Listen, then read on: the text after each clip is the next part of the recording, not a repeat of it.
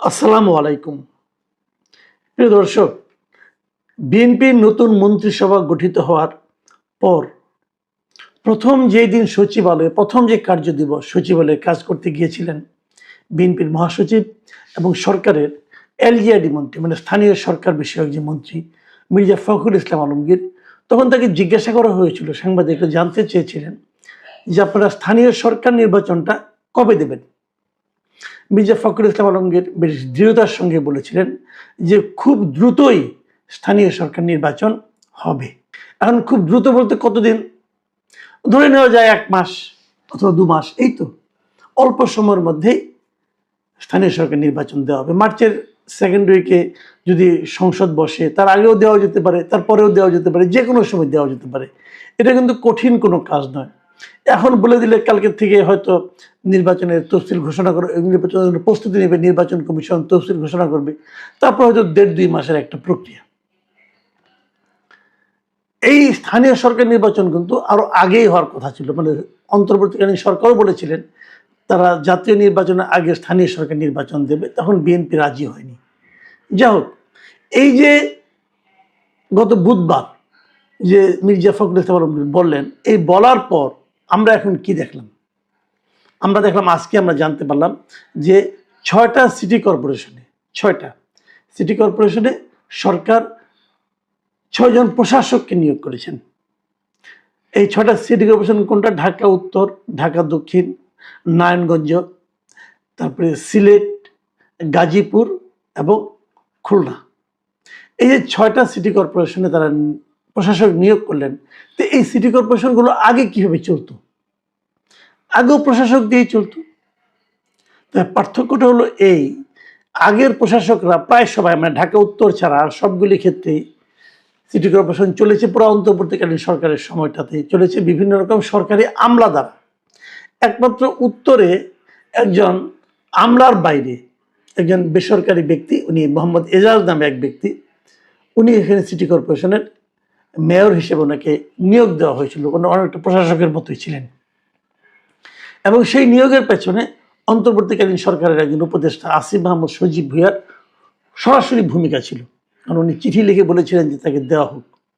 তো সে নিয়োগ পাওয়ার পর কি অপকর্ম কুকর্ম করেছে, কি কি স্ক্যান্ডাল হয়েছে, তার অনেকে আপনারা জানেন। এর মধ্যে তার নামে দুদকে মামলা হয়েছে এবং এই ভদ্রলোক যাতে দেশ ত্যাগ করতে না পারেন তার উপর নিষেধাজ্ঞাও জারি করা হয়েছে। তো এই হলো অবস্থা। তারপরে ওনার বিদায়ের পর তারপরে সরকার আরেকজন মানে আপনার অতিরিক্ত সচিবকে সেখানে উপদেষ্টা হিসেবে নিয়োগ দিয়েছেন। তারপরে সবগুলোতে প্রশাসক হিসেবে নিয়োগ আছে, কাজ করছে। এগুলোকে সবাইকে সরিয়ে এই যে 6 জন প্রশাসক নিয়োগ করেছে বর্তমান সরকার, এটা ভালো কি মন্দ সেটা হয়তো পরে বিচার হতো, কিন্তু প্রশ্ন হচ্ছে প্রকাশক হিসেবে তারা কাদেরকে নিয়োগ করেছে? প্রশাসক চেঞ্জ হতে পারত, কোনো প্রবলেম নাই, কিন্তু যাদেরকে তারা নিয়োগ দিল চেঞ্জ করে, তাদের নিয়ে আপত্তিটা তাদের ব্যক্তিগত চারিত্রিক কারণে নয়, আপত্তি হলো তাদের গোষ্ঠীগত চরিত্রে। গোষ্ঠীগত মানে বলছি আমি, যে 6 জনকে নিয়োগ দিয়েছে এই 6 জনকে আপনি একভাবে চিনতে পারবেন। সেটা হলো কি, এরা 6 জনই বিএনপির নেতা, যার যার এলাকায় প্রত্যেকে বিএনপির নেতা এবং এরা কেন্দ্রীয় নেতা, কেউ আঞ্চলিক নেতা, কেউ কেউ কেউ বিএনপির নমিনেশন পেয়ে নির্বাচনে হেরেছেন, তারপরে তাকে দেওয়া হয়েছে। আবার কেউ কেউ তাকে নমিনেশন দেওয়া হয়নি, তখন তাকে হয়তো পুরস্কার হিসেবে এটা ধরিয়ে দেওয়া হয়েছে। কাজটা কি ভালো হলো? এটা নিয়ে কোনো ব্যাখ্যার দরকার নেই। আমার বিবেচনা এটা একটা ভয়ঙ্কর খারাপ কাজ হয়েছে। একটা খুবই খারাপ উদাহরণ বিএনপি এই নিয়োগগুলির মাধ্যমে তৈরি করল।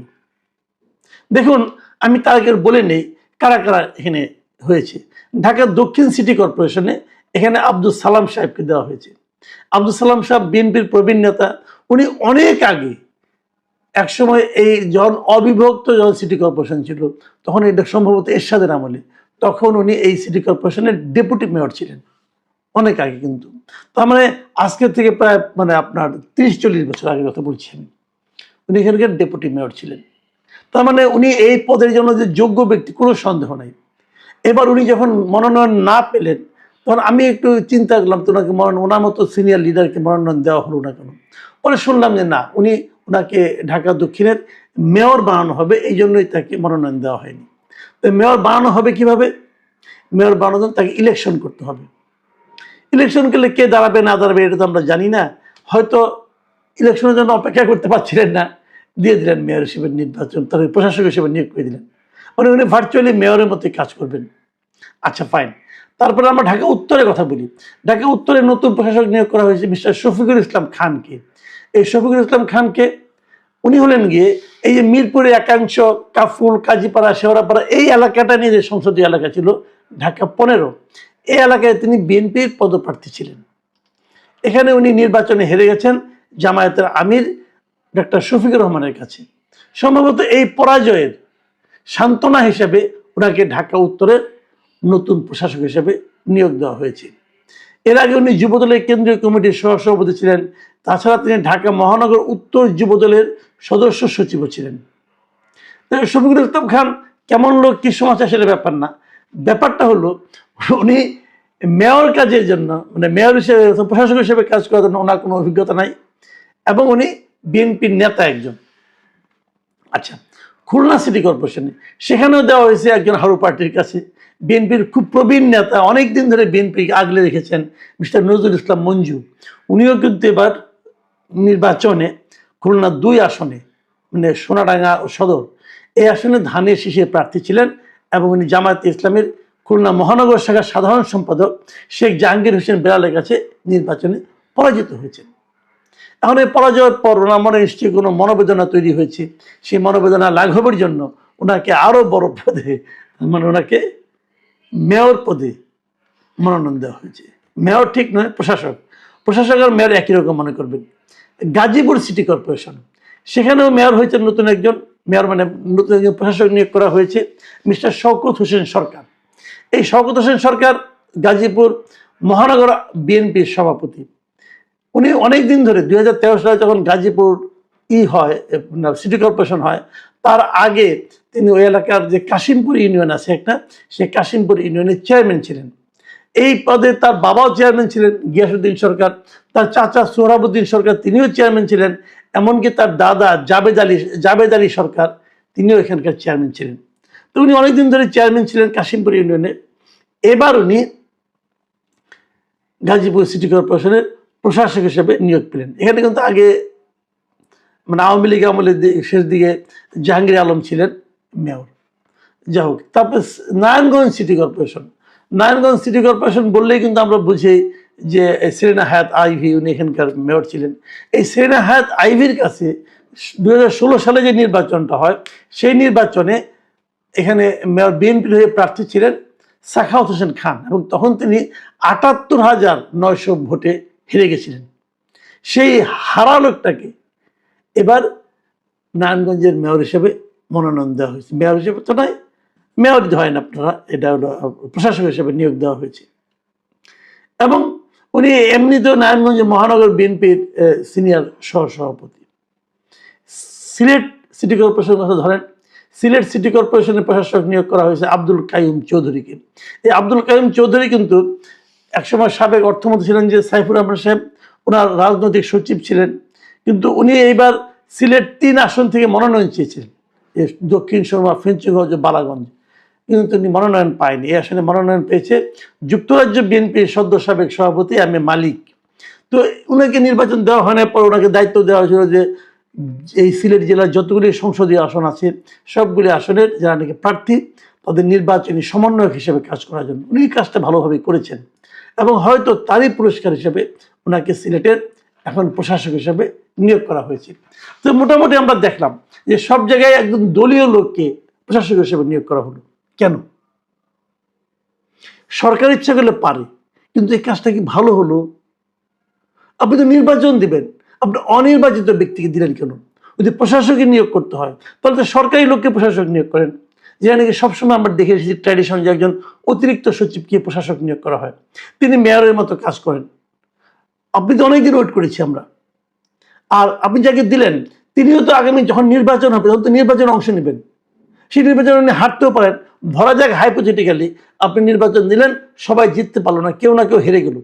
যে হেরে গেল সে তাহলে মেয়র হওয়ার যোগ্য না, মানে অন্তত পক্ষে ওই এলাকার যা নাকি জনগণ আছে, ভোটার আছে, তারা মনে করছে যে এই লোকটা মেয়র হওয়ার যোগ্য না, কাজে তাকে ভোট দিলাম না। যে মেয়র হওয়ার যোগ্য না তাকে আপনি প্রশাসক বানালেন কেন? প্রশাসক আর মেয়র কিন্তু মোটামুটি ভার্চুয়ালি একই কাজ করেন, একই ধরনের ক্ষমতা তারা ভোগ করেন। তো যিনি মেয়র হওয়ার যোগ্য নয় বলে জনগণ রায় দিল, তাকে আপনি আগে প্রশাসকটা বানালেন কেন? তাকে পুরস্কার দেওয়ার জন্য। এই পুরস্কারটা আপনাকে দিতে পারেন। সিটি কর্পোরেশন তো বিএনপির প্রপার্টি না, এটা মাথায় রাখতে হবে। এই সিটি কর্পোরেশনগুলি কি বিএনপি প্রপার্টি না? বিএনপিকে জনগণ দায়িত্ব দিয়েছে সরকার পরিচালনার জন্য, এবং সরকার পরিচালনার ক্ষেত্রে এই যে সিদ্ধান্তটা, এটা কি ভালো কোনো সিদ্ধান্ত হলো? এটা কি একদম নিরপেক্ষ কোনো সিদ্ধান্ত হয়েছে? কেন এটা করলেন আপনারা? আমরা কিন্তু বিএনপিকে অন্যরকম ভাবছি এখন। আমরা শুরু থেকেই বলছি যে বিএনপি আমাদের গতানুগতিক রাজনৈতিক দলগুলোর মতো আচরণ করছে না, তারা অন্যরকম একটা সবার জন্য সরকার, সবার হয়ে নিরপেক্ষ আচরণ করার চেষ্টা করতেছে। আমরা সেটা প্রশংসা করছি। অন্তত পক্ষে 7-10টা দিন আমাদেরকে দেন প্রশংসা করার জন্য। আমাদের এই সুযোগটা আপনারা নিয়ে নেবেন। এরকম এত দলীয় সিদ্ধান্ত এর আগে কোনো দলীয় সরকারও নেয় নাই। এর আগে কোনো সরকার এরকম ভাবে সিদ্ধান্ত নেয় নাই। আওয়ামী লীগ আমলে দেখি নাই যে এইভাবে 6-7টা সিটি কর্পোরেশনে নিজের দলের লোককে প্রশাসক বানাই দিতে দেখিনি এর আগে। এবার দেখলাম। তাহলে বিএনপি কি আওয়ামী লীগের সঙ্গে কম্পিটিশনের নামছে? দলীয়করণ কাহাকে বলে, কত প্রকার কি কি আসর দেখাই দেয় নাকি? এটা কি মানে এটা তো আপনার প্রপার্টি না রে ভাই, এটা তো মাথায় রাখতে হবে। তো আপনি এটা কি কি করতেছেন আপনারা? ফখরুল ইসলাম আলমগীর সাহেব, ওনাকে আমি খুবই সেন্সিবল লোক মনে করতাম। মাঝখানে ওনার এলাকায় আওয়ামী লীগের লোকজনদের কি কি বলছেন যে এখানকার সবার মামলা তুলে নেওয়া হবে, এগুলো দেখে একটু মনটা খারাপ হয়েছিল যে বুড়া হয়েছেন, বয়স হয়েছে, এলোমেলো আচরণ কেন করছেন? ওনার এই আচরণটা তো আমার কাছে আরো ভয়ঙ্কর লাগতেছে। আমরা তো এই আচরণ আপনাদের কাছ থেকে প্রত্যাশা করি না। প্রিয় দর্শক, আমি আশা করব এ ধরনের আচরণ করার থেকে বিএনপি বিরত থাকবেন এবং যত দ্রুত সম্ভব নির্বাচন দিয়ে দিন। আপনারা মাত্রই এত ল্যান্ডস্লাইড একটা ভিক্টরি পেয়েছেন, তো ওখানে আপনাদের আত্মবিশ্বাস নাই কেন? খুবই খারাপ কথা। প্রিয় দর্শক, এখন এই পর্যন্তই।